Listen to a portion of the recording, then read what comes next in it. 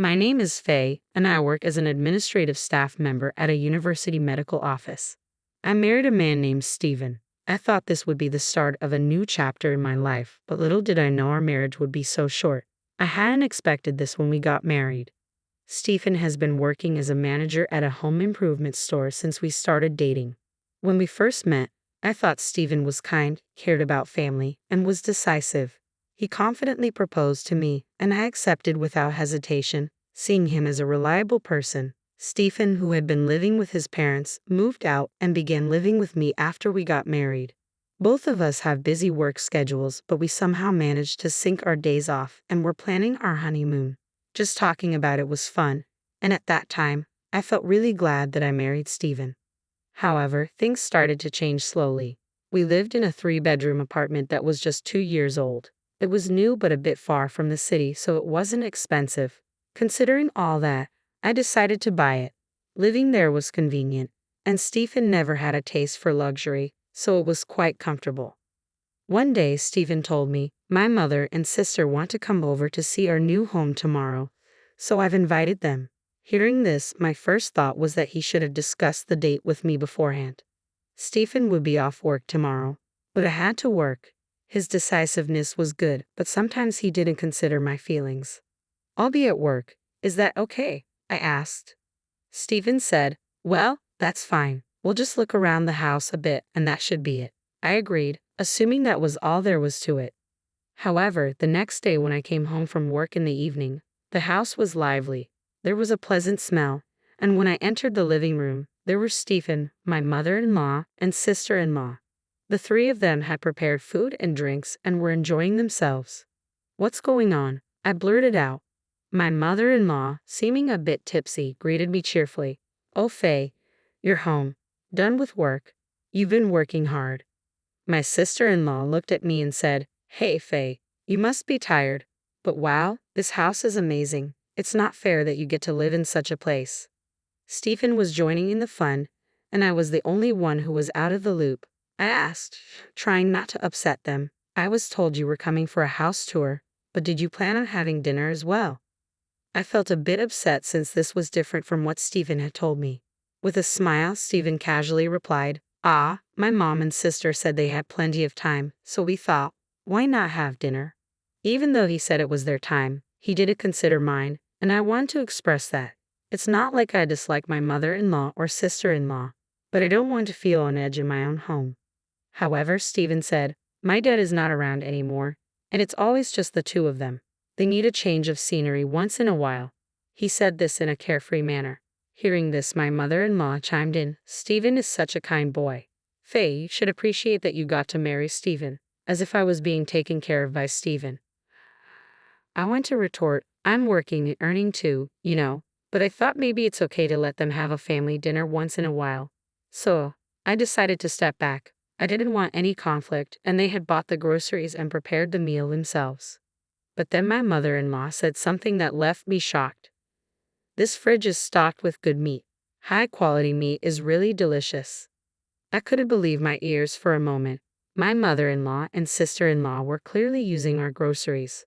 The alcohol and snacks my sister-in-law was eating were exactly the ones we had bought. "You didn't buy these yourself?" I asked. My mother-in-law replied, "Well, if you have this much in the fridge, there's no need to go shopping, right? It's a hassle to go to the supermarket." She responded without any hint of remorse. Then, to top it all off, she said, "I'm tired now, so if you want to eat something, Faye, you'll have to make it yourself." I was genuinely angry at this whole conversation. My emotions were threatening to spill out, but somehow I managed to suppress my anger and respond with a strained smile. "Is that so? Well, I'll take care of my portion then." Saying this, I headed to my room. However, it seems some of my emotions may have leaked out. When I closed the living room door, it made a slightly louder bang than I intended. Immediately after, I could vaguely hear my mother-in-law and sister-in-law talking. "Oh my, is she always this rough? Is she okay?" My sister-in-law chimed in, "Despite being in such a nice house, I wonder if Faye won't end up breaking something, right?" Stephen casually responded, "I'll remind her later. She's probably just tired from work." And after all that, my in-laws just left without cleaning up. On top of that, Stephen even came to my room and lightly scolded me. "Hey, What's with all the irritation? It's not nice to my mom, you know. Honestly, having all this done without my permission and them leaving without cleaning up was too much for me to bear. When I told him this, Stephen tried to pacify me. Well, calm down. This is a one-time thing. I'll take care of the cleaning. Just relax. Of course, I wasn't convinced, but I thought it wasn't worth picking a fight over and managed to suppress my anger. I forcibly thought of this as part of Stephen's family love and managed to regain my composure. We also have our honeymoon coming up in a month, and I didn't want to ruin our relationship now. After all, this won't happen again. I just need to think about our honeymoon and lift my spirits. However, that honeymoon turned out to bring misfortune.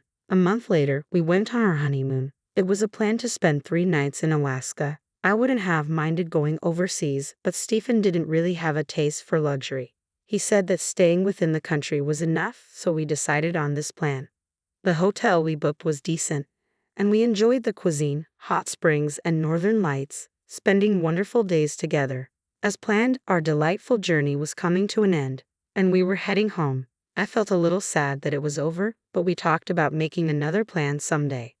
However, just as we were about to arrive home, I suddenly remembered something. Did I lock the bathroom window before we left? I wondered aloud. We live on the 4th floor of an apartment building, and the bathroom window is small, so I didn't think a burglar could break in. But the thought nagged at me. When I mentioned this to Stephen, he casually responded, "It'll be fine. My mother and sister are there." I was perplexed. "Ha! Your mother and sister are at our house now. I didn't hear about this." With a calm expression, Stephen said, "Oh, didn't I tell you? They said they'd clean up while we're away. It's really helpful, you know.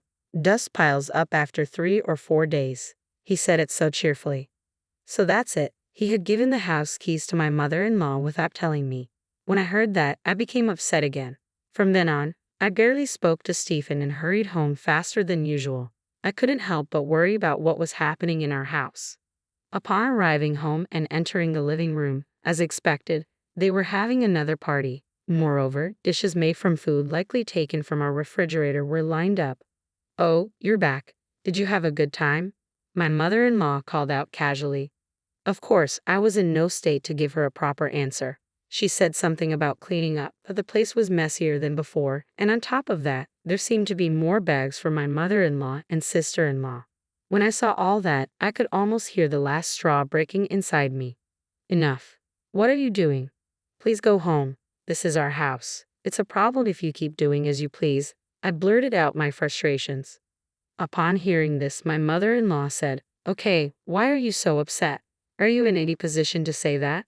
This is Stephen's house, so there should be no problem with whatever we as his family do." My sister-in-law chimed in with a somewhat arrogant attitude. "That's right, Faye. If anything, we should have more right to live here than you." I just couldn't understand their way of thinking. "Hey, I'm paying for this house too, you know. It's my house as well, so I need you to get my permission too." I was filled with a feeling that I didn't want to hold back anymore. There was also a concern that if I didn't retort, they would get carried away. But what drove me further was the unexpected reaction from Stephen. "Hey, Faye, you need to stop. How can you speak to my family like that? We're all going to live here from now on. Don't be so selfish," Stephen said. Upon hearing his words, I was momentarily stunned. Live with these in-laws? Was this decided without my knowing again? When that thought crossed my mind, I couldn't help but retort back to Stephen. "So why do you decide on your own without telling me? Can't you consult with me at least once? Who's being selfish here? Don't be ridiculous." The cheerful atmosphere from our honeymoon trip was nowhere to be found. The room had completely turned into a battlefield. But as always, it was Stephen who put an end to the tension. "Enough. If you hate living here so much, Faye, you can leave," he commanded, as if to finish me off. But his words had the opposite effect on me. They calmed me down. I must have come to realize that I couldn't go on living with these people anymore. And if that's the case, there's no reason for me to stick around with Stephen and the others. I could have asked Stephen, "Are you sure about that?" But I didn't. My desire to avoid further involvement was stronger, so I allowed myself to say casually, all the while grinning, "Okay, got it. I'll be out of here in no time." I don't think my mother-in-law and sister-in-law understood why I was smirking, but they'd find out eventually. Afterwards, I quickly packed up only the essentials and left the house. Stephen's parting words were cool off for a while, but I was already calm and had no intention of returning. He seemed to think I was coming back. I contacted my parents, asked to stay with them temporarily, started preparing for divorce, and began looking for a new place to live. Stephen tried calling me a few times, but I ignored him because I was busy with various things. After about 2 months, I had settled into my new place. Remembering that I still had belongings at the house I shared with Stephen, I decided to take his call for the first time in a while. Right away, I could tell that he was panicking. "Faye, finally. What are you doing? Come back now," he repeated in a rush. That's right, Stephen thought I was coming back, I remembered. So I answered firmly, "No, I'm not coming back. Actually, I've already filed the divorce petition and consulted a lawyer. Let's talk about the property division." He was stunned. "Huh? Divorce? Please, not that. I can't deal with that right now," he pleaded, becoming even more frantic. To be honest, I had a pretty good idea of what was going on. When I asked, "What's the matter?" he replied, "I'm broke. I'm already in debt. So come back quickly." Well, that was to be expected. I saw it coming. He must have thought he could afford to kick me out because I would come back.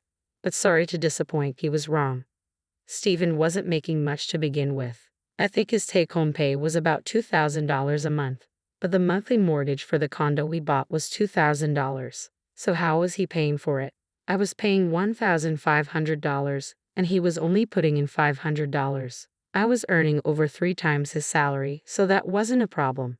That's why I was covering all the other expenses like utilities and groceries. Even our honeymoon had to be modest because he said he didn't have any money. I realized at some point that he didn't lack expensive tastes. He just simply didn't have the income. So once I left, he had to pay for everything on his own. The condo was in his name, and the payments were taken from his account. So once I left, he lost the $1,500 I used to give him every month. Moreover, Stephen's jobless mother-in-law and sister-in-law are living with him now, which is certainly going to add to the living expenses. So, it was only natural for me to be upset when Stephen made decisions about the house on his own or casually used things from the fridge. With just his salary, they wouldn't last a month. A life drowning in debt is almost inevitable at this rate. My mother is furious. She asked me, "Why did you kick Faye out? Come back home right away and do something." I was at a loss for words. It seems his mother and sister were under the mistaken impression that he earns a decent living. After all, he does have the title of store manager. But it's a harsh reality that this title doesn't necessarily translate into a high salary. We bought a somewhat decent condo, and they entirely believe that Stephen was the one who paid more. It's pitiful, and there's no other way to describe it but foolish. Furthermore, it turns out that the mother-in-law, having used up all her deceased husband's assets, ended up broke. She and her daughter had been living in a rented apartment but seemed to have properly terminated that lease. What a family, right? There are moments when I'm mortified to have any familial ties with them. Now, I really want to settle our divorce as soon as possible. Just go ahead with the divorce process with your lawyer, I told him. Upon hearing this, Stephen said, "Oh, really? Okay, all I need to do is fill out the paperwork with my lawyer and send it back to the court," with a voice that sounded as if he had been saved. Our divorce was finalized without any issues. I visited my previous residence to organize my belongings. After I completed the shipping procedures for my luggage, despite his mother and sister being present, Stephen said to me, "Phew, you really saved me, Faye. I'm already $10,000 in debt. If things continue as they are, it's going to increase by another $5,000 this month." I was shocked at how quickly he accumulated so much debt. Apparently, his mother and sister have extremely poor spending habits. Despite this, they have no shame and are grinning while relying on my wallet. So, I said, "Well then, how about your mother and sister start working? If 3 people work, it will somehow work out, right?" Stephen and his mother were caught off guard by this. "Ha! Aren't you going to help us out? What's that supposed to mean?" Stephen asked. To which I calmly replied, "What's that supposed to mean? That should be my line. Why should I pay for your living expenses? Earn your own share." I didn't say I would pay. I said I would think about it. So, I came up with a way for them to live there.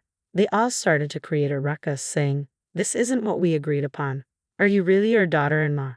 "I'm not your daughter-in-law anymore, so good luck," I retorted. I then got into my car and left my former residence. After a while, my mother-in-law and sister-in-law reluctantly started looking for work, but due to their laziness, they didn't get far. In the meantime, the loans kept coming, and the living expenses kept piling up. Despite this, they have extravagant tastes, and Stephen's debt just keeps increasing. He eventually borrowed from some dangerous places. It seems that even now, they live in fear of debt collectors. On the other hand, I can finally use the money I've earned for myself and am enjoying hobbies and traveling. When you lead a fulfilling life, it makes you even more motivated at work. One day, a doctor at work approached me and said, "You're really glowing recently, Faye." He was someone who had lent me his ear when I complained about Stephen. This was an opportunity for us to start dating, which has further enriched my daily life.